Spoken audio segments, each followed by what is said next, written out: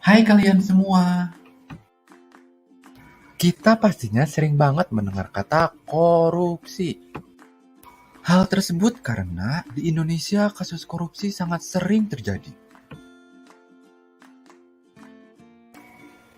Tindakan yang merugikan negara maupun individu adalah contoh dari korupsi itu sendiri.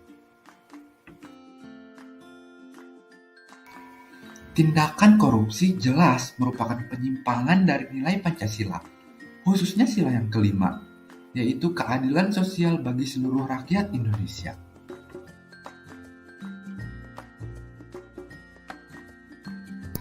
Lantas, mengapa kasus korupsi masih saja terjadi?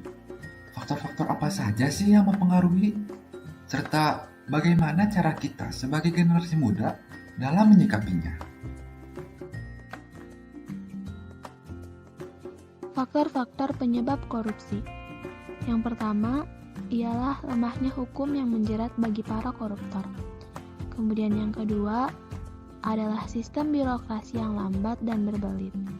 Lalu yang ketiga, hukum yang pandang bulu alias membeda-bedakan antara yang satu dengan yang lainnya.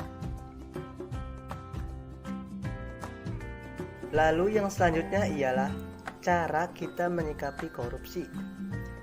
Di antaranya yaitu yang pertama, edukasi diri kita sendiri. Mengapa? Supaya kita tahu hal-hal apa saja yang termasuk tindakan korupsi. Yang kedua, sosialisasi pencegahan korupsi. Hal ini berarti kita sebagai generasi muda berperan penting sebagai pemberi informasi mengenai tindak perspektif tentang korupsi. Dan yang ketiga, yaitu mengontrol. Kita sebagai generasi muda harus peka dan dapat mengontrol segala kebijakan yang dihasilkan oleh pemerintah agar terjadinya kebijakan yang valid dan sehat dalam lingkungan bermasyarakat dan bernegara.